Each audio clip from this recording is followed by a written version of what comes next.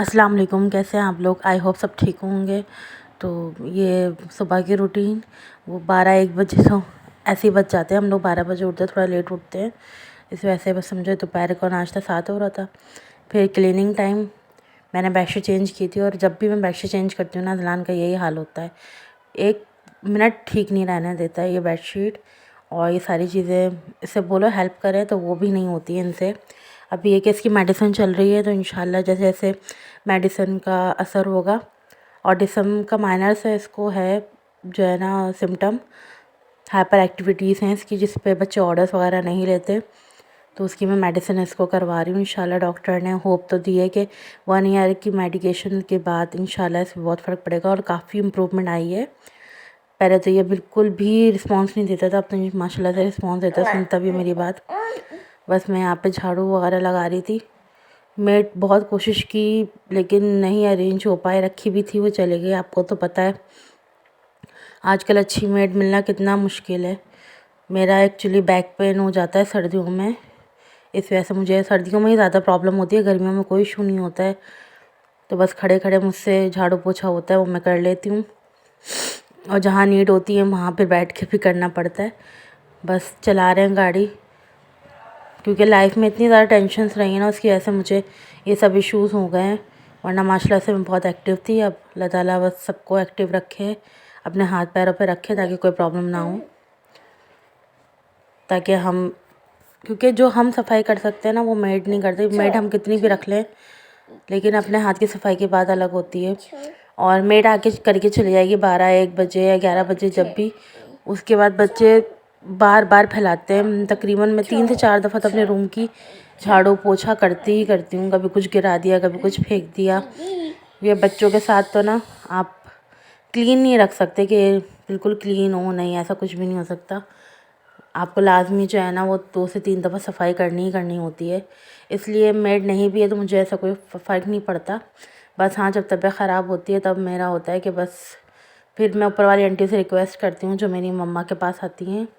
अम्मी ने मेड रखी हुई है तो वो कर देती हैं।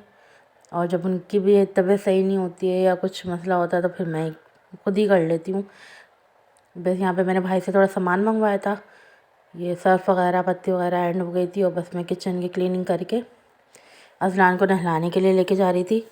ये किचन में मैं सुबह भी सफाई करती हूँ नाश्ते के बाद, उसके बाद दोपहर के बाद, और फिर भी जब सारी क्लीनिंग होती है उसके बाद साथ भी मैं करती हूँ। फिर भी किचन का साफ़ ही नहीं होता है।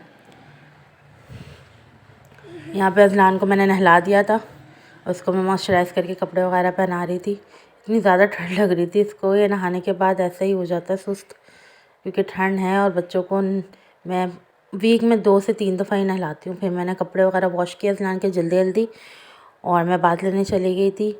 यहाँ पे भाई मंद का राशन वगैरह और मेरा भी कुछ सामान लेकर आए थे। और यहाँ पे बच्चों ने जो तंग किया हुआ था, क्योंकि उनके टूथपेस्ट में टॉय आ गया था जिस पे दोनों की लड़ाई हो रही थी। दोनों के थे लेकिन दोनों एक ही टॉय पे लड़ते हैं दोनों।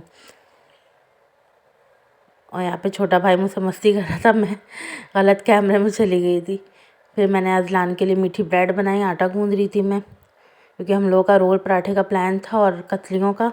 तो मैंने नीचे अपने हस्बैंड के लिए रोटियाँ बना के रख दी थी कि मैं ऊपर जाऊँगी पराठा वगैरह बनाऊँगी तो रोटी बनाने का फिर टाइम नहीं मिलेगा मुझे। यहाँ पे भाभी ने सारी कतलियाँ काट के रखी हुई थी, वो चढ़ा रही थी, मैं उनकी थोड़ी सी हेल्प कर रही थी, क्योंकि मुझे चिकन को मैरिनेट करना था।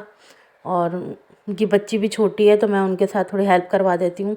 एक दूसरे के साथ मदद करेंगे, मिल के चलते। माशाल्लाह से वो भी बहुत कोऑपरेटिव हैं। जब मैं जिस काम के लिए बोलूँ मना नहीं करती। हालांकि उनके 1-2 साल का बेटा है और एक 2 मंथ्स की बेटी है। और आपको तो पता है छोटे बच्चे किस कदर तंग करते हैं, और वो बहुत तंग करती है। गोद, हर वक्त जो है फीड, ये सब का मसला रहता है। तो मैं उनकी थोड़ी हेल्प करवा रही थी कि दूध वगैरह बॉयल हो जाए ताकि चूल्हे खाली हों। और यहाँ पे बनाते बनाते इतनी ज़्यादा भूख लग गई थी कि किचन में, फ्रिज में हमें जो चीज़ मिली ना हम गर्म करके खा रहे थे। ये लास्ट जो है ना हम लोगों ने, और ये भाई की फरमाइश आ गई थी भाभी के लिए कि फिरनी बना दो, तो उन्होंने चावल भिगोए थे। और यहाँ हमारे दोनों शहज़ादे शहज़ादी यहाँ पे मसरूफ़ किया हुआ था ताकि हम लोग काम कर लें जल्दी जल्दी। ये बेड का हाल देखें, जितनी भी क्लीनिंग कर लो ना बच्चों ने यही करना होता है। और यहाँ अजलान स्लीपिंग मोड में चले गए थे और ये भी स्लीपिंग मोड में थी। हमने सोचा ये सो जाए ना तो फिर हम लोग सुकून से फिर खाना बनाएंगे, फिर कोई टेंशन नहीं होगी, क्योंकि छोटे बच्चों के साथ कुछ पता नहीं होता है। फिर जब ये सो गए फिर मैंने जल्दी जल्दी सारी जो है ना वो किचन को समेटा भी। मेड यहाँ पे बर्तन धोती है तो इधर हम लोग बर्तन रख देते हैं ताकि उनको आसानी हो जाए। और यहाँ पे मैंने चिकन चढ़ा दी थी। इसको जस्ट 10 मिनट्स भी नहीं लगे होंगे, ये बहुत जल्दी हो जाती है अगर हम मैरिनेट करें। ये मैंने सॉस बनाया था मायोनीज और चिकन वो चिली गार्लिक सॉस और टमाटो केचप का। फिर मैं ऊपर जो है ना कोयला लेने के लिए गई थी ताकि मैं इसको उसकी स्टीम दे सकूं। प्लीज़ मेरे चैनल को लाइक कीजिए, सब्सक्राइब कीजिए, मुझे सपोर्ट कीजिए। और यहाँ पे मेरे हस्बैंड जो है वो रिव्यू दे रहे थे, दुआओं में याद रखिएगा। अल्लाह हाफिज़।